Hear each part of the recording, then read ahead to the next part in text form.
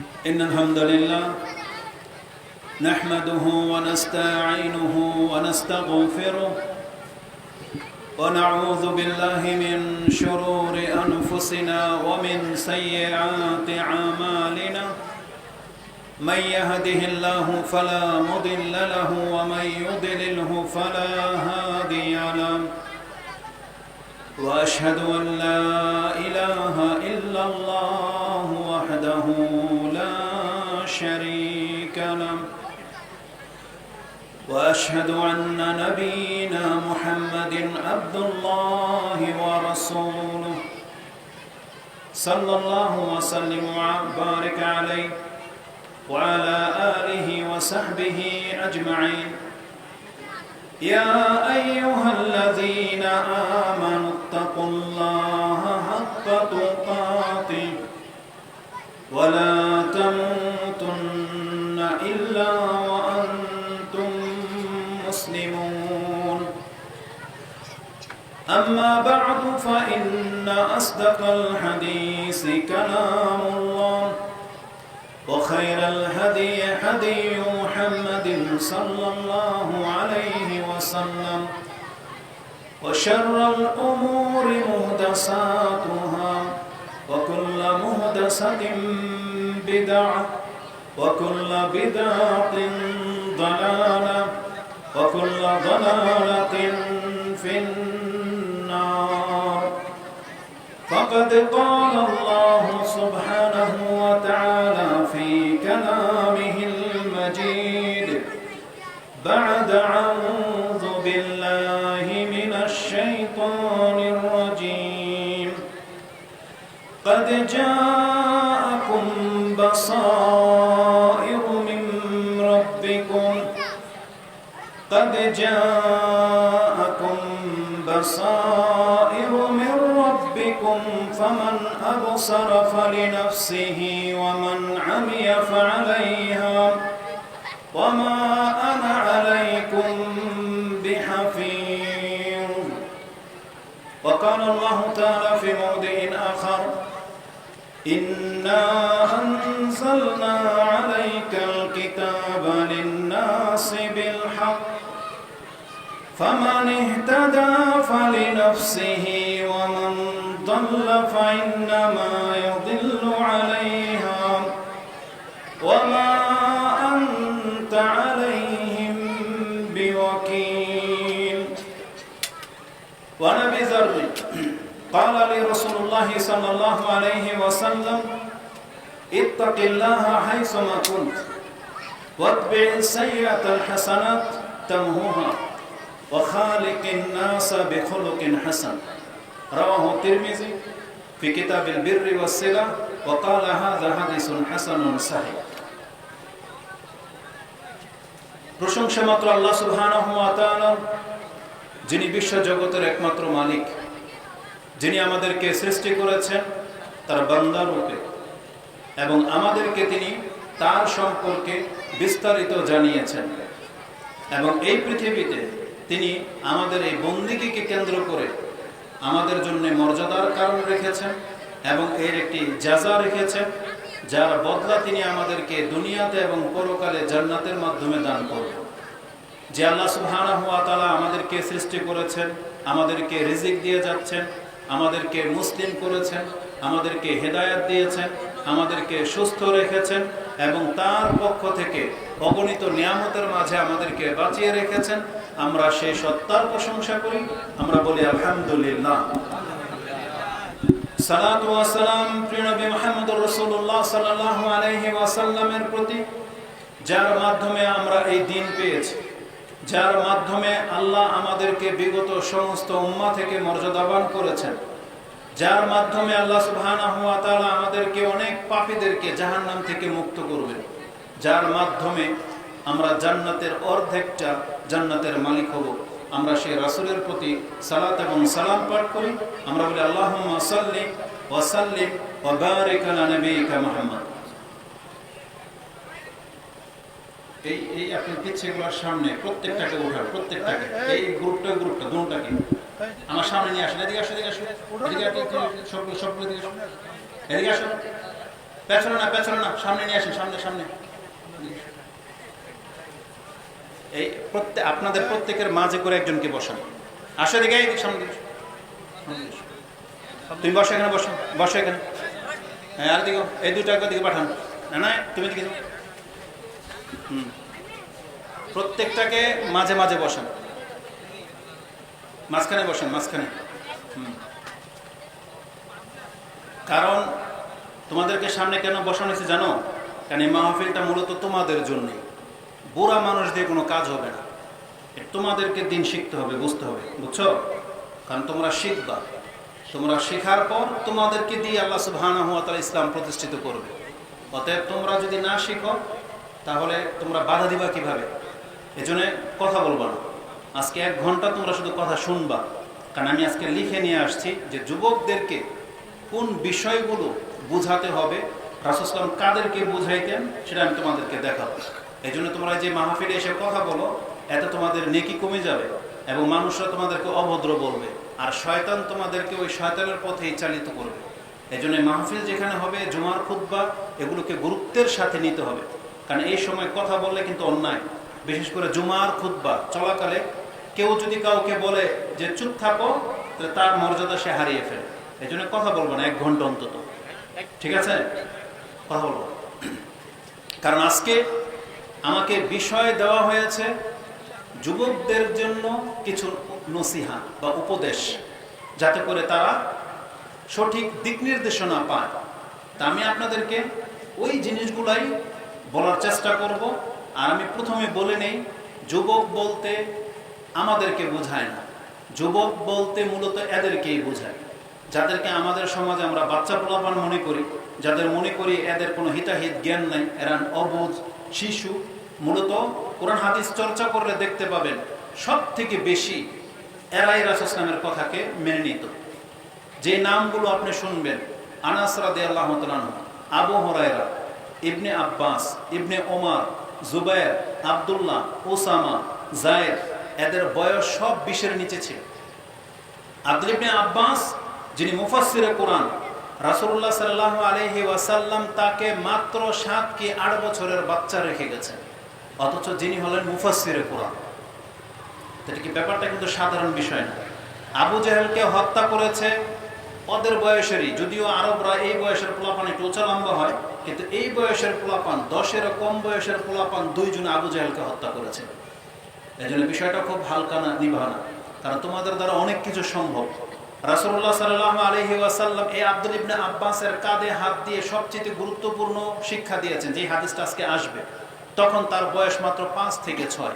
তাহলে 6 বছরের বাচ্চা, যেগুলো আমাদের পোলাপান মনে হচ্ছে যে কিছুই বোঝে না, দুধের বাচ্চা, হিতাহিত জ্ঞান নাই, প্যান্ট পরা শিখে নাই, অথচ ওই বছরের ওই বয়সের সন্তানদেরকে রাসূলুল্লাহ সাল্লাল্লাহু আলাইহি সাল্লাম ইসলামের সবচেয়ে দামি কথাগুলো শিক্ষা দিতেন, এবং এদেরকে দিয়েই ইসলামকে প্রতিষ্ঠিত করা হয়েছে। এই জন্য এই বয়সের পোলাপানদেরকে এতটা হালকাভাবে নিলে চলবে না, কারণ ওদেরকে আমরা যা শেখাবো ওরা তা শিখবে। আজকে এই জেনারেশন নষ্ট হয়ে গেছে শুধু আদব কায়দা না শেখানোর কারণে। একটা সময় ছিল যা এরা শিক্ষকদেরকে সম্মান করত, বয়স্কদের সম্মান করত, বড় ভাইদেরকে ভয় পেত এবং সম্মান করত, কিন্তু এরা সেটা করে না। কেন করে না? কারণ এদের পূর্বের জেনারেশন যাদের বয়স 20, 25, 30, এরাই যখন দেখতেছে সমাজে উশৃঙ্খলভাবে চলাফেরা করে, তাহলে এরা ওদের কাছ থেকে শিখে। আর ওরা যখন নষ্ট হয়ে গেছে, তা ওরাও নষ্ট হয়ে যাবে। ওরা একটু শক্তি পেলে আপনাদেরকে পাত্তাও দিবে। যেমন আপনারা আজকে বড়দেরকে পাত্তা দেন না, যেমন ইয়ং বয়সের পোলাপান যারা মোটরসাইকেল চালায়, যারা স্কুল কলেজে পড়ে, এরা যেমন বড়দেরকে পাত্তা দেয় না, এরাও একদিন আপনাদেরকে পাত্তা দিবে না। তখন বুঝবেন যে এটা কতটা ব্যথা, তখন বুঝবেন যে এটা কত বড় একটা নাইনসাফি, বা মুসলিম সমাজ নষ্ট হয়ে গেলে এটার প্রভাব যে কিভাবে পড়ে তখন বুঝতে পারবেন। এই জন্য যদি চান যে না আমাদের সাথে এই আচরণ না করা হোক, তাহলে এদেরকে শিক্ষা দিতে হবে, এদেরকে ভদ্র করে গড়ে তুলতে হবে। তাহলেই যদি বাঙালি জাতি একটা ভালো সভ্য জাতি পায়, নয়তো না। এই জন্য যে কোনো মজলিসে এদের জন্য মজলিসটাকে প্রশস্ত করে দিতে হবে। খেলতামশার করার জন্য ছেড়ে দিলে চলবে না। যেমন বাবা যারা আসছেন আপনার সাথে আপনার সন্তানকে নিয়ে আসবেন, এটাই হচ্ছে আদব, তাইলে ও শিখবে, ভদ্রতা শিখবে। তা আজকের আমাকে আগে থেকেই বলা হয়েছে যেন আমি যুবকদের জন্য কিছু বলি। যাতে করে তারা সঠিক দিক নির্দেশনা পায়। কারণ এরা যদি ভুল পথে চালিত হয় তাহলে এই জাতিকে শুধরানোর মতো আর কেউ থাকবে না। তো কোরআন হাদিসে এই মর্মে যথেষ্ট কথা আছে। এই সংক্ষিপ্ত সময়ের মধ্যে পুরো বিষয়টা হয়তো তুলে ধরা সম্ভবপর হবে না, তবে আমরা চেষ্টা করি যেই কথাগুলো সহজভাবে আপনি নিতে পারবেন, বুঝতে পারবেন, ওইভাবে আমাদের বক্তব্যগুলোকে আমরা সাজাই। যেমন এই বক্তব্যকে কেন্দ্র করে খাসভাবে, যেটা আগে কখনো করিনি, এই জন্য হয়তো অত খুব জোরালো বক্তব্যটা হয়তো পেশ করতে পারবো না, তবে বোধগম্য যেন হয় ওই ভাষায় আমি কথাগুলোকে পেশ করার চেষ্টা করব। তা আল্লাহ সুবহানাহু ওয়া তাআলা আমাদের এই কাজকে সহজ করুন। আল্লাহ যেন আমার বলার ধরন এবং আপনাদেরকে যেন বোঝার উপযোগী শব্দ আমি বলতে পারি, আল্লাহ যেন আমাদেরকে তৌফিক দান করেন। আমিন। কেউ যদি মনে করেন যে আমাদেরকে উপদেশ দেয়া হোক, বা কেউ যখন কাউকে ডাকে যে আপনারা উপদেশ দেন, বিশেষ করে জুমার খুতবায় যখন আমরা উপদেশ দিই, আপনাকে এটা মাথায় রাখতে হবে, পৃথিবীতে সব থেকে উত্তম উপদেশ যিনি দিয়েছেন তিনি হচ্ছেন আমাদের স্রষ্টা আল্লাহ সুবহানাহু ওয়া তাআলা। আল্লাহর মতো করে পৃথিবীর কোনো শক্তি আপনাকে বুঝাতে পারবে না, কারণ আল্লাহ সুবহানাহু ওয়া তাআলা হচ্ছেন আমাদের স্রষ্টা। তিনি আমাদের মাথা থেকে পা পর্যন্ত সবকিছুই জানেন। এই অন্তরটা আল্লাহর সৃষ্টি। এই অন্তর কোন কথাতে বলতে পারে, কোন ধরনের অবস্থায় আল্লাহর কাছে ফিরে আসতে পারে, এটা আল্লাহ খুব ভালো করেই জানেন। কিন্তু আল্লাহ সুবহানাহু ওয়া তাআলা আবার কিছু কঠোর হৃদয়, একেবারে বক্র অন্তরওয়ালা কিছু মানুষকে সৃষ্টি করেছেন, যাদেরকে কোরআন পর্যন্ত হেদায়েত করতে পারেনি। তবে তাদের জন্য আমরা হুজুররা কেন, পৃথিবীর কোনো মানুষ তাকে হেদায়েত করার ক্ষমতা রাখে না। যেই ব্যক্তি কোরআন থেকে উপদেশ নেয় না, তার এই ধরনের কোনো বক্তব্য, কোনো জুমার খুতবা তার কোনো উপকারে আসবে না। এই জন্য আমি আপনাদেরকে প্রথম বলবো, যদি উপদেশ নিতে চান তাহলে আপনাকে প্রথম প্রেফার করতে হবে কোরআনকে, আল্লাহর কালামকে, যে আমি আল্লাহর কালাম পাঠ করব এবং আল্লাহর কালাম থেকে আমি উপদেশ নেব, তাহলে যে কেউ হেদায়েত পেয়ে যেতে পারে, সহজেই আপনি উপদেশ নিতে পারবেন। কিন্তু যখন কোনো ব্যক্তি কোরআন থেকে মুখ ফিরিয়ে নিয়েছেন, কোরআন পড়তেও শিখেন নাই, কোরআন বুঝতেও চেষ্টা করেন না, তাহলে জেনে নেন যত দামি ব্যক্তিকে এখানে এনে বসিয়ে দেয়া হোক না কেন, আপনার কোনো উপকারে আসবে না। বক্তব্য কি চলবে নাকি থামিয়ে দেব? তো যেখানে আজান হচ্ছে তো হচ্ছে, ইনশাআল্লাহ এটার পরে তারপর আমরা সালাতের বিরতি দেব। যেহেতু মাগরিবের পর পরে বক্তব্য শুরু করার কথা ছিল, তো পথে লেট হয়ে গেছে। তো অল্প সময়ের মধ্যে আমি আমার পুরো বিষয়টা আমি আপনার কাছে তুলে ধরার চেষ্টা করব। প্রথম কথা বলেছি যে উপদেশ যদি নিতে হয় আপনি কোত্থেকে নেবেন বলেন? কোত্থেকে নেবেন? কোরআন থেকে, আল্লাহর কালাম থেকে। কারণ আল্লাহর কালামের মতো উত্তম উপদেশ আর কোথাও আপনি পাবেন না, কোথাও পাবেন না। কারণ আল্লাহ সুবহানাহু ওয়া তাআলা সত্য কথা বলেন, আমাদের কথায় রংচং থাকে, বাড়াবাড়ি থাকে, ঘাটতি থাকে, কিছু মিথ্যার মিশ্রণ থাকে, বা আমরা যেটা বলি সেটা সত্য নাও হতে পারে। কিন্তু আল্লাহ সুবহানাহু ওয়া তাআলা যেটা বলেছেন তার চুলচেরা পর্যন্ত কেউ কোনো রকমের ত্রুটি বের করতে পারবে না। এবং আল্লাহ সুবহানাহু ওয়া তাআলা সব থেকে উত্তম ভাষায় কোরআন নাযিল করেছেন। তো কোরআন থেকে নেবেন, আর রাসূলুল্লাহ সাল্লাল্লাহু আলাইহি ওয়াসাল্লামের জীবনী থেকে নেবেন। কেননা কোরআন এবং হাদিসের মাধ্যমেই আমাদেরকে সব থেকে উত্তমভাবে নসিহত করা হয়েছে। একজন ব্যক্তি যদি সে পিতা হয়ে থাকে, তাহলে সে তার সন্তানকে কি উপদেশ দেবে, এটা আল্লাহ সুবহানাহু ওয়া তাআলা বিভিন্ন সূরার মাধ্যমে আমাদেরকে জানিয়েছেন। যেমন পিতার মধ্যে ছিলেন আদম আলাইহিস সালাম, নূহ আলাইহিস সালাম, ইব্রাহিম আলাইহিস সালাম, তারপরে দাউদ আলাইহিস সালাম, সুলাইমান আলাইহিস সালাম, পিতার রূপে ছিলেন লোকমান আলাইহিস সালাম। আর তাদের প্রত্যেকের কথা কিন্তু কম বেশি কোরআনে রয়েছে, যে তারা কিভাবে তাদের সন্তানদেরকে উপদেশ দিতেন। যেমন ইব্রাহিম আলাইহিস সালাম এবং ইয়াকুব আলাইহিস সালাম, তিনি বলেছিলেন ইন্তেকালের সময় যে আমার পরে তোমরা কার ইবাদত করবে। তার সন্তানরা বলেছিল যে আপনার এবং আপনার পিতার রব যিনি, আমরা তার ইবাদত করব, যেটা সূরা বাকারাতে আপনি পেয়ে যাবেন। যদি টপিকসের বিষয় লম্ব হয়ে যাবে সেই আয়াতগুলো পড়ে। যেমন লোকমান আলাইহিস সালাম, তিনি তার সন্তানকে তিনি বলেছিলেন ইয়া বুনাইয়া লা তুশরিক বিল্লাহ ইন্নাশ শিরকা লাযুলমুন আযীম। প্রথম উপদেশ। তাহলে একজন পিতা তার সন্তানকে কি উপদেশ দেবে, কেমন শিক্ষা দিতে হবে, এটা কোরআনে আছে।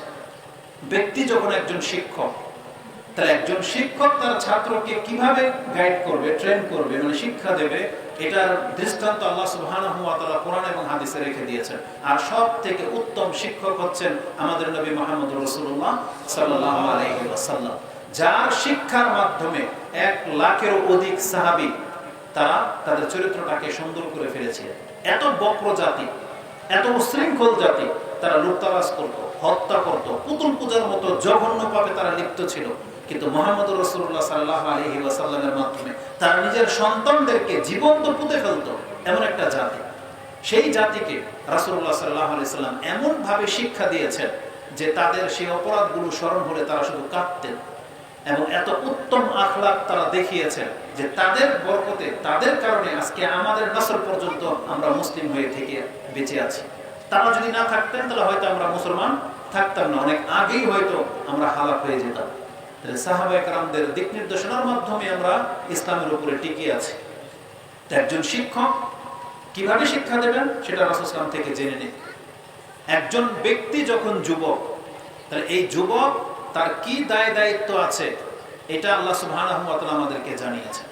একজন ব্যক্তি যখন মুসলিম, যখন আমাদের পরিচয়টা আমরা মুসলিম এবং আল্লাহর বান্দা, তাহলে আমাদের জীবনটা কিভাবে পরিচালিত হবে আল্লাহ সুবহানাহু ওয়া তাআলার ইতিবৃত্তান্ত কিন্তু আমাদেরকে কোরআন হাদিস দিয়ে উপদেশ দিয়েছেন।